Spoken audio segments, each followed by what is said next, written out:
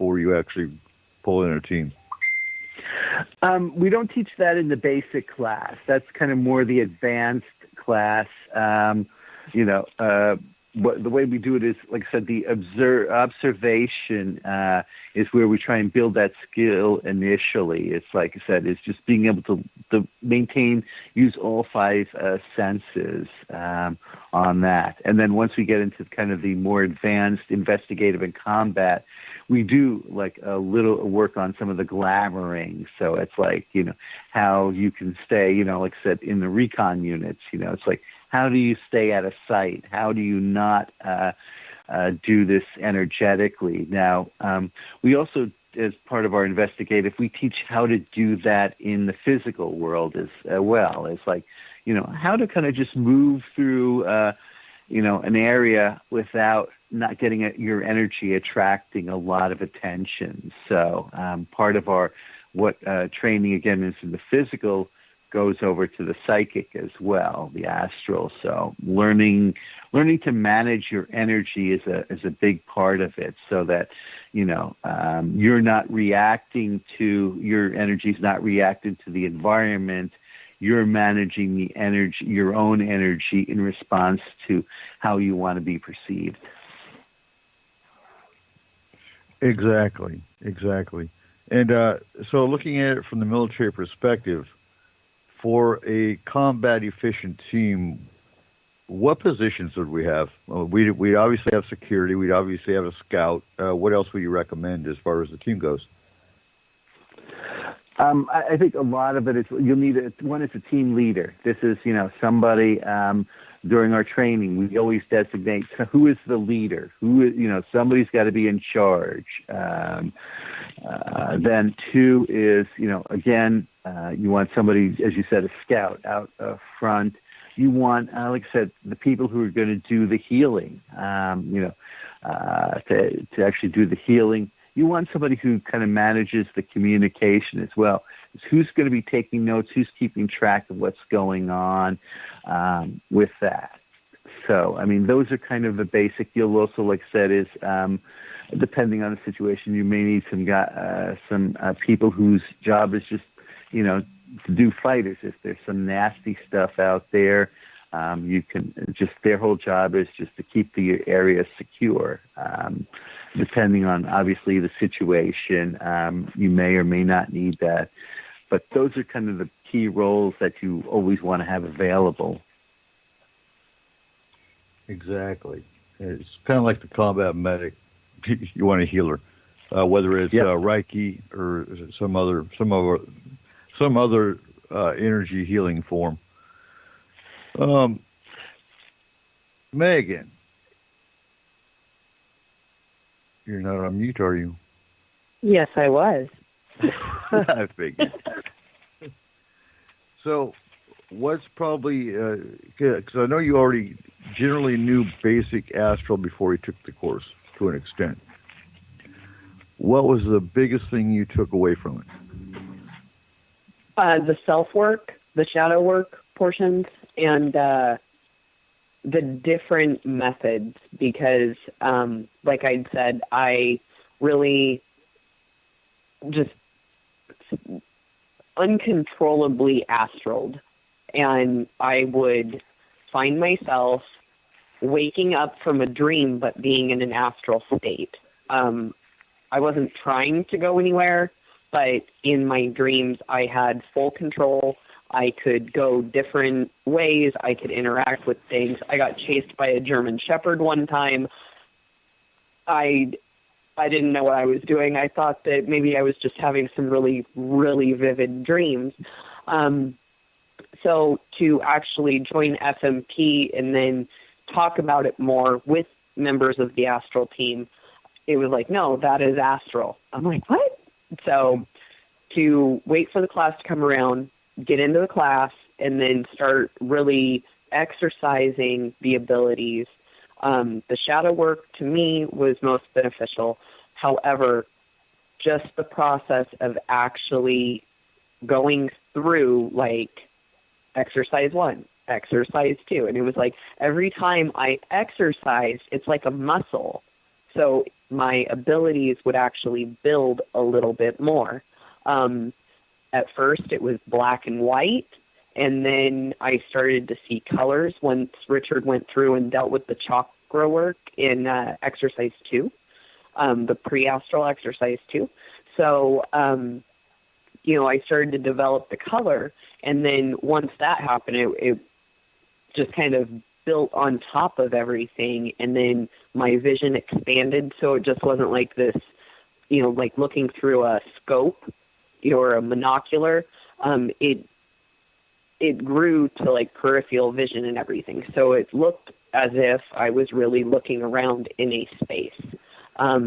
Details started popping out more and more the more that I did astral. So that was the biggest thing, because I was at least tasked with a directive that I could accomplish in a guided manner. So by doing that, I took a lot from the coursework, and then to become an astral FMP member and then get tasked with cases, and then to work with a client, and then the client could validate instances or, resolution type thing. That was even, better. But from the coursework, that is what I took away. The consecutive building and the increase of abilities, as well as, what I could see and the confidence that grew from that because of the guided way that the coursework's laid out. And we're coming close to the top of the hour. We have 9 minutes, so I don't want to get into anything serious discussion yet. But when we're coming to the second hour, Richard, I want you to go into what got you into the astral. What got you started? Sure. Real quick, Megan. Yes. Have you always been astrally? Since my teenage years, yes. I have certain dreams that I can legit say were astral. Okay.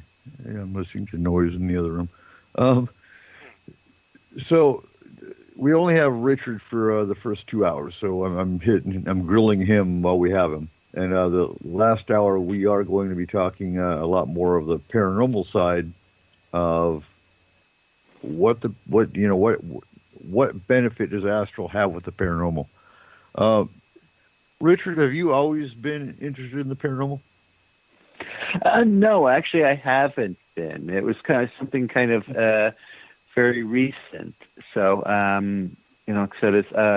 what happened is I ended up working with some groups, some pagan groups. One group, Sean Keel, and one of my teachers started, talking about the whole, past life regression, some astral projection work.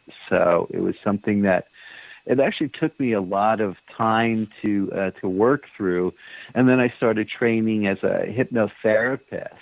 And what was very much interesting for me is that I was having a lot of trouble doing what even some of the basic astral work. And what I found out is because of my work in the military. I used to work with their nuclear forces. I had some PTSD.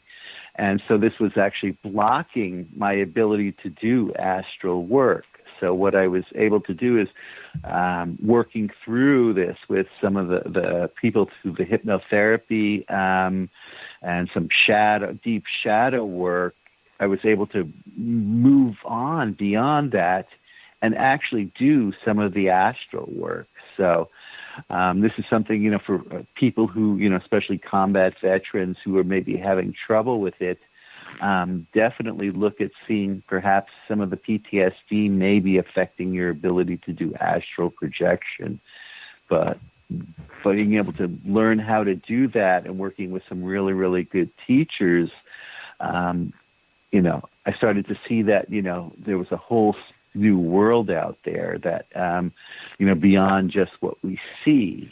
And so it's, been a very eye-opening experience for me as we're all continuing to learn. So you bring up PTSD. Can you actually get PTSD with what FMP does?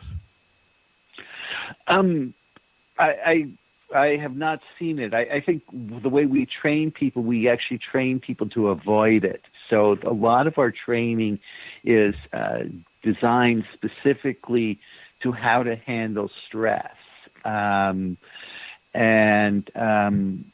That's why we use the stress inoculation. It's like you start going in, it's like, okay, this is a little bit nasty, and then constantly doing this, we teach people, like I said, to do shadow work. How to identify vulnerability. So this is one of the exercises you go through, and you identify what triggers you, and so that where, and then write up how can you avoid this. So a lot of the training we're doing is specifically designed to avoid that. And in our advanced class, we do a lot more work on how to avoid that. Like I said, that type of situation. It's a lot of these techniques I actually pulled from the Soviets had been doing some interesting work on their special forces on how to deal with very, very intense emotional traumatic events. And so we were able to apply that to part of our astral projections, so that when you are working with some very, very nasty things, you know how to deal with it. I'm sure, like I said, you were in the military, and when I was, the way to deal with it was, well, just suck it up. And that was not necessarily healthy. So we try and help. It's also a little different when you're seeing it physically versus astral, I think. Yeah. Yes. Depending on the combat environment, obviously. I mean, what we do is go in and remove aliens and pass over spirits. Generally speaking, unless it's embedded in your memory, that's where the PTSD comes from. And yeah, I'm not arguing with you, but I think we've been lucky in that some of the cases we've dealt with, we haven't encountered the major traumas just yet. Hopefully we never do. And I think constantly training can help prevent that as well. So some of the training we've done. Exactly. Okay, so we are going to go to break. We'll be back, and when we come back, we're going to get deep into Richard, what got him into astral, and why he enjoys what he's doing. So stay tuned.